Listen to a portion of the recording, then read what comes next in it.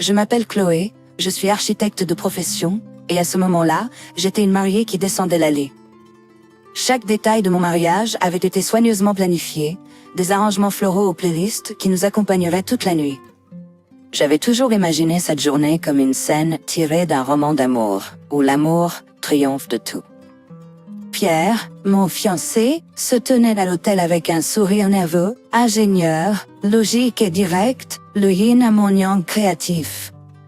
Je croyais que nous nous complétions bien, impatiente de commencer ce nouveau chapitre de la vie ensemble. Cependant, lorsque nos yeux se sont rencontrés, j'ai remarqué un regard distant dans les yeux de Pierre, presque accablé. En le rangeant sur la nervosité, je continuais à descendre l'allée. Mon malaise ne faisait que s'approfondir lorsque ma future belle-mère, Claudette, s'est penchée vers sa voisine, chuchotant quelque chose avec des yeux rétrécis, m'évaluant. Lorsque nos yeux se sont rencontrés, elle a forcé un sourire, disant « Vous êtes magnifique », mais le sourire ne parvenait pas à atteindre ses yeux. Lorsque la cérémonie a continué et que le pasteur a demandé à Pierre s'il me prenait pour son épouse légalement, il y a eu une pause angoissante avant qu'il ne dise finalement oui. Pendant l'échange des alliances, Claudette s'est levée, prenant une photo, déclarant à haute voix que nous devions capturer l'instant, affirmant que les mariages ne sont que le premier jour d'un engagement à vie, ces paroles plus un avertissement qu'une bénédiction. À la réception, Claudette s'est approchée de moi avec un ton sucré, commentant ma robe inhabituelle et faisant allusion à ma nature rebelle, essayant de garder l'atmosphère légère. J'ai répondu « Je crois que les mariages sont une célébration de l'amour, alors pourquoi s'en tenir à la convention ?» Cependant, l'intervention de Pierre, bien que momentanément soulageante, portait une résignation qui ne devrait pas être présente lors d'une journée aussi joyeuse. Lors de notre première danse, Pierre m'a tenu à distance, nos corps se balançant en rythme mais nos âmes se sentant à des kilomètres de distance. La chanson censée être un hymne à notre amour, se moquait de moi. Et la question de Pierre, alors, Madame Clos, prête pour toujours, était un code dans l'espace caverneux entre nous, incertain de ce que pour toujours détenait. J'ai dit oui, espérant que le nuage sinistre planant au-dessus de nous se dissiperait. J'ai dit oui, espérant que le nuage sinistre planant au-dessus de nous se dissiperait. C'était à peine si je le savais. Cela ne faisait que préfigurer une saga qui allait non seulement tester mon mariage, mais aussi le noyau même de ce que je suis. Le sentiment que tout était déjà terminé planait toujours, alors même que tout le monde levait son verre pour trinquer à notre nouveau départ. Après le mariage, en retournant dans mon 3 pièces confortable, acheté avec mes économies. Le léger glissement de Claudette a commencé avec des visites fréquentes et inattendues et des critiques incessantes. Cela a culminé avec l'annonce choquante qu'elle allait vivre avec nous. Alors qu'elle s'approprie un coin de ce qui était autrefois mon coin lecture, mon cœur s'est enfoncé et j'ai regardé Pierre, le suppliant de l'arrêter. J'ai réussi à l'entraîner à l'écart. Ma voix tremblante. C'est notre maison, et nous aurions dû en discuter avant de prendre une décision, ai-je dit.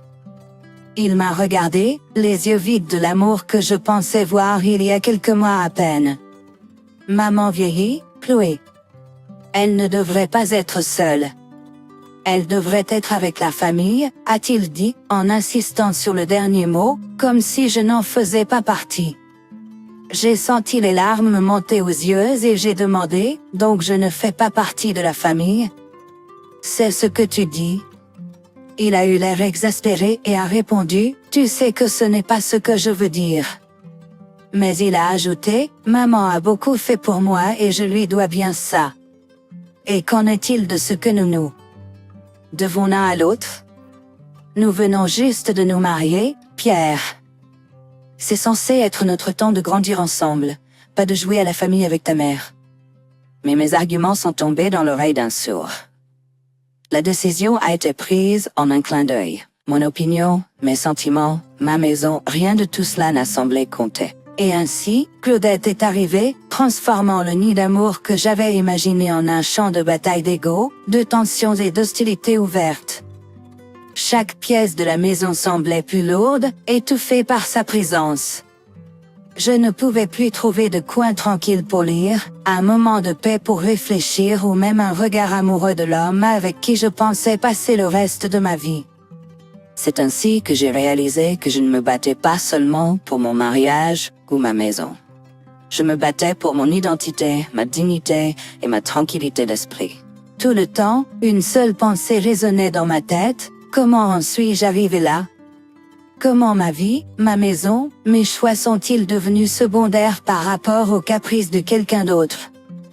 Mon coin lecture était maintenant un sanctuaire pour les possessions de Claudette, ma cuisine un théâtre pour ses critiques, et mon mari, eh bien, il était un étranger prenant le parti de l'ennemi.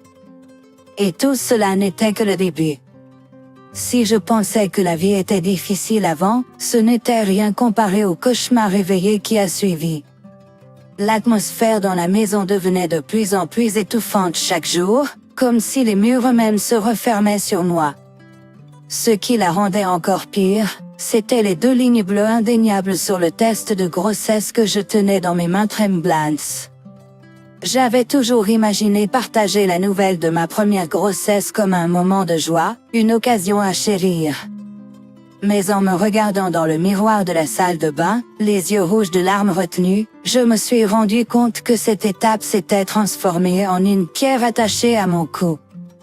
Lorsque je l'ai dit à Pierre, sa réaction a été aussi terne que jamais. « Eh bien, c'est quelque chose », a-t-il marmonné avant de changer rapidement de sujet pour discuter d'un projet d'amélioration de la maison que sa mère avait suggéré. C'est Claudette, bien sûr, qui a pris les rênes de ma vie, comme si c'était la sienne. Les rênes de ma grossesse, comme si c'était sa mission divine, elle a commencé à dicter mon alimentation, mes activités et même l'hôpital où je devrais accoucher. Mais son intrusion ne s'est pas arrêtée à des conseils non sollicités, elle a réussi à transformer ma grossesse en un autre terrain de sa guerre psychologique. « Tu manges à nouveau », elle disait, ses yeux se dirigeant vers le modeste sandwich que je m'étais préparé. « Ne devrais-tu pas faire attention à prendre du poids pendant la grossesse ?» Je réponds, en rassemblant toute la patience qui me restait. Les médecins d'aujourd'hui ne savent pas ce qu'ils font. De mon temps, nous savions gérer les grossesses, Claudette réplique. Et ainsi cela a continué. Alors que les semaines s'écoulaient, mon énergie diminuait, mais les attentes de Claudette s'envolaient. Elle a transformé mon foyer en son palais personnel, m'ordonnant de nettoyer, de cuisiner et de satisfaire ses besoins comme si je n'étais qu'une servante plutôt qu'une belle-fille, et une belle-fille enceinte en plus. Claude, pourquoi n'as-tu pas encore aspiré le salon? Elle criait depuis son trône autoproclamé, mon ancien coin lecture où elle passait des heures à faire défiler son téléphone ou à regarder la télévision de la journée. J'ai été fatiguée aujourd'hui, Claudette, dis-je, ma voix teintée de désespoir. La fatigue pendant la grossesse n'est pas une maladie, tu sais, a déjà répété Pierre, restant conspicuement silencieux, sa complaisance assourdissante.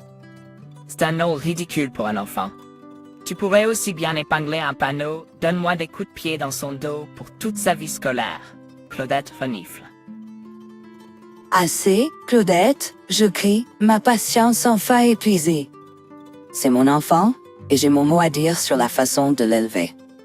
Les yeux de Claudette s'enflamment, sa voix s'élevant. Pierre intervient, mais pas comme je l'espérais. Claude, tu es émotive. Maman ne fait que donner son avis, dis-je. Je regarde Pierre, puis Claudette, et ensuite la maison qui s'est transformée en cauchemar. Je me sentais prise au piège, humiliée et complètement seule. Je pouvais à peine reconnaître la femme qui me faisait face dans le reflet de ma bague de mariage ébréchée. Une femme qui perdait lentement tout ce qu'elle avait autrefois valorisé, sa maison, sa dignité et, le plus dévastateur, sa volonté de se battre. Et c'est là que cela s'est produit, la trahison ultime. Moi, rempli de triomphe venimeux, regarda Claudette droit dans les yeux et dit, « Si vous ne pouvez pas gérer une simple discussion de famille, peut-être devriez-vous ne pas faire partie de cette... » Sani, Pierre ne dit rien. C'est à ce moment-là que je réalisais que mon cauchemar ne se déroulait pas, il s'était déjà déroulé, et je vivais dans son sein. Ma vie était devenue un labyrinthe méconnaissable de espoirs brisés et de sanglots étouffés. Je me déplaçais comme un zombie dans les pièces qui n'avaient plus l'impression d'être chez moi. Le bébé à l'intérieur de moi semblait être la seule partie vivante de mon existence, et je m'accrochais à ce petit éclat de vie comme à mon dernier espoir. Mais même cela était menacé. Une froide soirée marqua mon point de rupture. Nous étions en train de faire un autre de ces dîners familiaux détestables, où la tension coupait l'air comme un couteau. J'avais passé des heures debout à cuisiner un repas que je savais Claudette trouverait des défauts, peu importe à quel point il était parfait. Chaque critique était un coup, chaque souffle moqueur une gifle. Je savais qu'un autre allait arriver, et je me préparais à l'affronter. Mais quand il arriva enfin, il fut pire que tout ce qu'elle avait dit avant. Vous pensez vraiment que vous êtes capable d'être mère si vous ne pouvez même pas gérer un ménage? Mon cœur a sombré dans mon estomac, chaque mot étant une estocade à mon estime de moi déjà fragile. J'ai senti mes mains trembler, mes yeux se brouillaient. Mais avant que je puisse dire quoi que ce soit, Pierre a rejoint, scellant mon sort émotionnel. Maman a raison, Chloé. Vous devez vous améliorer. Nous allons être parents bientôt. Un bol de colère mélangé à une vie entière de ressentiment et d'humiliation m'a submergé. Dépêchez-vous, dépêchez-vous. J'ai crié, en surprenant même moi-même par l'intensité de ma voix. Je porte notre enfant depuis des mois, je gère notre maison et je supporte les abus émotionnels constants de votre mère, et vous me dites de me dépêcher. Tant Pierre que Claudette avaient l'air abasourdis. Mais j'étais lancé. J'en ai terminé. Je n'en peux plus, j'ai dit, la voix tremblante. Je ne vais pas élever mon enfant dans un environnement où sa mère est traitée comme de la merde. Si vous deux, c'est ce que signifie être famille, alors je ne veux pas en faire partie. Avec cela, je me suis éloigné de la table, les laissant tous les deux dans un étonnement stupéfait. J'ai fait ma valise et j'ai pris la porte, mes mains tremblantes suitant pour tourner la poignée. C'est à ce moment-là que Claudette a décidé de porter son dernier coup. Où penses-tu aller? En fait, Claudette, c'est ma maison. Je l'ai achetée, et j'ai tous les droits de décider qui peut rester et qui doit partir. Chloé, ne fais pas ça. Discutons à plaider Pierre, réalisons enfin la gravité de la situation. Il n'y a plus rien à discuter, ai-je dit, les larmes coulant sur mon visage. Avec cela, je suis sortie dans l'air glacial de la nuit, sans manteau, sans plan, juste un besoin urgent de m'échapper. Alors que la porte se refermait derrière moi, c'était comme si un chapitre se refermait. Le dernier acte d'une tragédie qui avait duré trop longtemps. J'ai commencé à marcher, chaque pas un rappel douloureux de la vie que je laissais derrière moi. Je ne savais pas où j'allais, mais cela n'avait pas d'importance. Pour la première fois depuis longtemps, je sentais que je prenais le contrôle de mon destin. Mais le coût de ma nouvelle liberté était élevé, douloureusement élevé. Le vent glacial transperçait mes vêtements minces alors que je continuais sur les rues désertes. J'avais marché depuis ce qui m'avait semblé des miles, perdu dans un brouillard d'épuisement émotionnel et physique. J'étais presque arrivé, presque à la maison de mes parents. Un sanctuaire hors de l'enfer que ma vie était devenue. Quand mon pied a trébuché sur un trottoir inégal, je suis tombé, tordant ma cheville douloureusement en tombant au sol. La douleur était vive, mais elle ne pouvait pas correspondre à l'étreinte de mon cœur. En boitant et en pleurant, j'ai finalement atteint le seuil de la porte de mes parents. Le regard d'horreur sur leur visage alors qu'ils ouvraient la porte me disait tout ce que je devais savoir. Mon point de rupture était venu, une fracture tardive dans une vie chargée de trop de fissures. Alors qu'ils m'emmenaient à l'hôpital, je savais que quelque chose devait changer. Je ne pouvais pas revenir en arrière, pas à la maison, pas à Pierre, et certainement pas à la femme que j'étais devenue. Mon point de rupture n'était pas seulement une fin, c'était aussi un début, une étape douloureuse mais nécessaire vers la récupération de la vie qui m'avait été enlevée. Les chambres d'hôpital ont une façon particulière de vous forcer à affronter la réalité. Alors que je gisais là, ma cheville foulée et levée et mon corps vérifié pour tout dommage dû à ma chute, je ressentais un mélange de soulagement et d'appréhension. Mes parents étaient là, leurs visages sculptés avec inquiétude et colère silencieuse pour ce qui s'était passé. « Chloé, chérie, que vas-tu faire maintenant ?» Ma mère a finalement brisé le silence, sa voix lourde de soucis. Je ne savais pas, maman, mais ce que je savais, c'est que je ne pouvais pas retourner à cette vie. Pas maintenant, pas jamais. J'ai répondu, ma propre voix plus ferme que je ne l'avais prévu. Mon père, qui avait arpenté la pièce, a finalement parlé. Votre mère et moi vous soutiendrons dans toute décision que vous prendrez, mais vous devez réfléchir à votre avenir et à l'avenir de votre enfant, a-t-il dit. J'ai hoché la tête, n'ayant fait que cela. Mon esprit était un labyrinthe de scénarios potentiels, chacun étant chargé d'incertitude mais aussi teinté de la promesse de la liberté. C'est alors que mon téléphone a vibré. C'était un texto de Pierre. « Chloé, où es-tu? Nous devons parler. » Ignorant le texto, j'ai éteint mon téléphone. Quoi qu'il ait à dire était trop peu, trop tard. Jean avait fini de parler. Mes actions parleraient plus fort que ces mots ne pourraient jamais le faire. Mon premier geste a été un appel à un avocat de la famille, un pas décisif pour mettre fin à mon mariage. Une fin à mon mariage désastreux. Les preuves sont accablantes. Comment plaidez-vous? Votre honneur, tout cela est sorti de son contexte. Je ne faisais que veiller au bien-être de mon fils, a bégayé Claudette, sa voix manquant de sa usuelle arrogance. Enfin, le juge a rendu son verdict. Le tribunal accorde ici à Chloé Davis un divorce complet de Pierre Davis. La garde de l'enfant à naître sera donnée à Chloé. Pierre Davis, vous êtes tenu de payer une pension alimentaire pour enfants déterminée par l'État. $100,000 pour vos actes. J'ai ressenti un poids s'enlever de mes épaules lorsque le marteau est tombé, mais c'était un soulagement doux amer. Mon mariage avait pris fin, pas avec un bang, mais avec un caressing de papiers légaux. J'étais libre, mais à un coût que je n'aurais jamais pu imaginer quand je disais « je fais ». En quittant la salle d'audience, Pierre s'approcha de moi, un regard perdu dans ses yeux. « Pierre, je suis désolé. Je n'aurais jamais pensé que nous en arrivions là. » Je l'ai regardé, voyant l'homme que je pensais passer ma vie avec, et tout ce que je ressentais était un vide où l'amour utilisait d'être. « C'est trop tard pour les excuses maintenant, » dis-je, mais nous sommes ici. « C'est trop tard pour les excuses maintenant, » dis-je, tournant le dos à lui et m'éloignant. Elle m'avait pris tellement de choses. Je ne lui donnerais pas la satisfaction de savoir qu'elle comptait encore.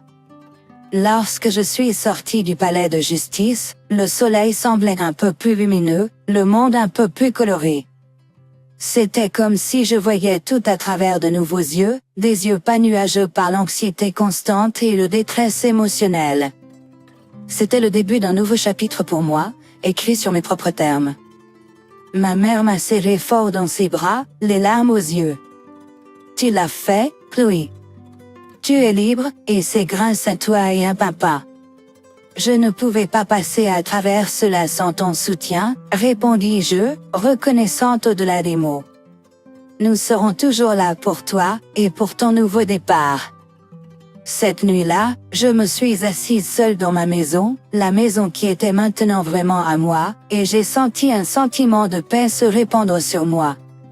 J'étais seule, mais je n'étais pas solitaire. Pour la première fois en années, les seules attentes auxquelles je devais répondre étaient les miennes. J'étais toujours inquiète face aux défis à venir. Après tout, j'allais être une mère célibataire avec toutes les responsabilités que cela impliquait. Mais en touchant mon ventre, en sentant les doux mouvements de mon enfant à naître, Je savais que nous irions bien. Mon parcours douloureux m'avait conduit à cette prise de conscience, et si des cicatrices restaient. Elles faisaient désormais partie d'une histoire de survie, pas de défaite. J'étais prête pour ce qui allait suivre, non parce que je devais l'être, mais parce que je choisissais de l'être, et cela faisait toute la différence.